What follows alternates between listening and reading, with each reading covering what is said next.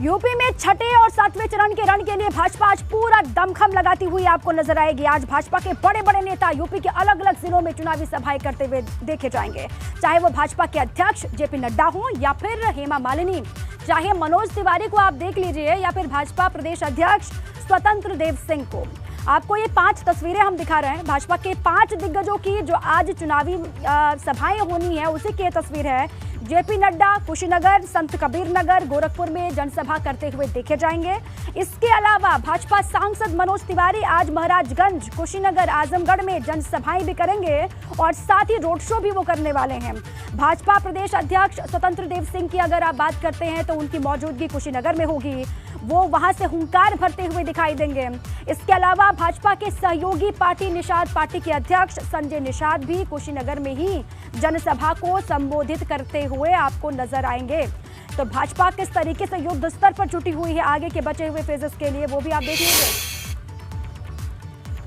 गुरुवार को अखिलेश यादव ने राजा भैया के विधानसभा क्षेत्र प्रतापगढ़ के कुंडा में राजा भैया पर जो तंज कसा था, अखिलेश के उसी बयान पर राजा भैया ने चुनाव प्रचार के दरमियान तीखा पलटवार कर दिया है।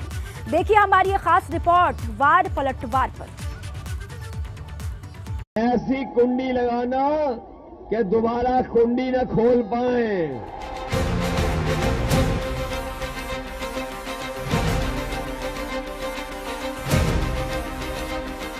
गुरुवार को कुंडा विधानसभा में गुलशन खिलाने के लिए प्रतापगढ़ पहुंचे अखिलेश यादव ने मंच से बिना रघुराज प्रताप सिंह का नाम लिए उन पर जो तंज कसे थे, आखिरकार राजा भैया ने अखिलेश यादव के उस वार का जवाब दे ही दिया। अखिलेश ने कुंडा में जनता से कुंडी लगाकर राजा भैया को बंद करने की अपील की थी, तो राजा भैया ने भी इसका जवाब दिया और बिना अखिलेश यादव का नाम लिए। कुंडा के लोगों, यहाँ पर जो लगातार जीत रहे हैं उनके लिए कुंडी लगाओगे कि नहीं लगाओगे? और ऐसी कुंडी लगाना कि दोबारा कुंडी न खोल पाए।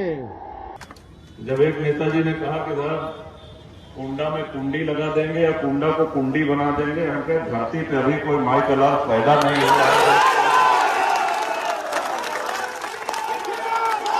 कुंडा कुंडा रहे और जब बहुत हो गया सुनते सुनते तब इस बात पे हम आज प्रक्रिया कर रहे हैं। सपा और राजा भैया के बीच दूरियां तो राज्यसभा चुनाव के दौरान ही बढ़ गई थी, लेकिन विधानसभा चुनाव के ऐलान के बाद से दोनों के बीच की ये सियासी खाई और गहराती जा रही है। हालांकि अखिलेश यादव के बयानों पर राजा भैया ज्यादातर खामोश ही रहे, लेकिन प्रतापगढ़ जाकर जब अखिलेश ने गढ़ में ही रघुराज प्रताप सिंह को चुनौती दी, तो शायद राजा भैया को भी एहसास हो गया कि हमले का जवाब उसी अंदाज में दिए बिना अब बात नहीं बनने वाली। जो जिस भाषा में समझे, फिर उसमें से कुछ लोग सरकार हमको एक गलत फहमी दूर कर दे, सरकार न बनत यह न बने दे।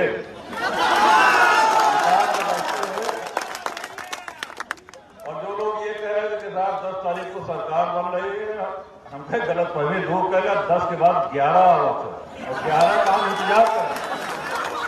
11 तारीख की प्रतीक्षा है। तो 27 फरवरी को प्रतापगढ़ में मतदान होना है और ये 10 मार्च को ही पता चलेगा कि कुंडा में 30 साल से चला आ रहा राजा भैया का दबदबा बरकरार रहेगा या नहीं। लेकिन जिस तरह राजा भैया और अखिलेश यादव एक दूसरे पर जुबानी तीर चला रहे हैं, उससे ये साफ है कि दोनों के बीच तल्खी चुनाव के नतीजे आने के बाद भी जारी रहेगी। Bureau report, ABP Ganga. आगे बढ़ते हैं। गोरखपुर पहुंचे केंद्रीय मंत्री और यूपी चुनाव सह प्रभारी अनुराग ठाकुर ने गोरखपुर की धरती को प्रणाम किया। उन्होंने कहा कि मैं गोरखपुर की उस धरती को प्रणाम करता हूं जहां से योगी जी को 5 बार सांसद और 5 साल मुख्यमंत्री रहने का अवसर मिला। पहले 4 चरण पूरे होने के बाद कह सकता हूं कि 4 चरणों में सपा, बसपा और कांग्रेस की सफाई करने का काम हुआ है। उन्होंने आगे कहा कि बसपा और कांग्रेस का सफाया हुआ और इतना ही नहीं, उन्होंने ये भी कहा कि यूपी की जनता से अपील है कि जिसने राम भक्तों को भूना कर दो उसका ईवीएम सूना। धरती को प्रणाम करता हूं जहां से लगातार योगी जी को 5 बार सांसद और फिर 5 साल के लिए मुख्यमंत्री बनने का अवसर मिला। एक बार फिर प्रदेश में भारतीय जनता पार्टी उनके नेतृत्व में चुनाव लड़ रही है और पहले 4 चरण पूरे होने के बाद मैं कह सकता हूं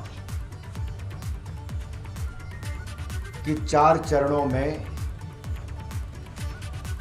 सपा बसपा कांग्रेस आई की सफाई करने का काम हुआ है। मैं तो यही कहूंगा कि उत्तर प्रदेश की जनता क्या देश की जनता नहीं भूली है।